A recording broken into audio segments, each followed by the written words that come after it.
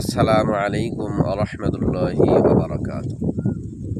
কিছু মানুষকে দাওয়াত দেওয়ার সময় তারা বলে ওঠে, আমাদের বাপ দাদারা করেছে, আমরা করলে সমস্যা কি?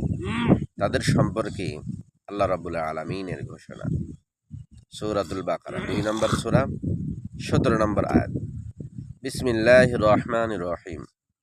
ওয়া ইযা ক্বিলা লাহুম ইত্তাবিউ মা আনজালাল্লাহ ক্বালু বাল নাত্তাবিউ মা আলফাইনা আলাইহি আবা'ানা আওয়ালাউ কানা আবাউহুম লা ইয়াকিলুনা শাইআন ওয়া লা ইয়াহতাদুন। তাদেরকে যখন বলা হয়েছে তোমরা আল্লাহর হুকুম পালন করো, তারা শুধু একথাই বলে উঠেছে, আমাদের বাপদাদারা যে পথে চলেছে আমরাও সে পথে চলব। কিন্তু তাদের বাপদাদারা যদি একথা বুঝতে না পারে, তাদের বাপদাদারা যদি অসৎ পথে চলে, তাহলে কি তারাও অসৎ পথে চলবে?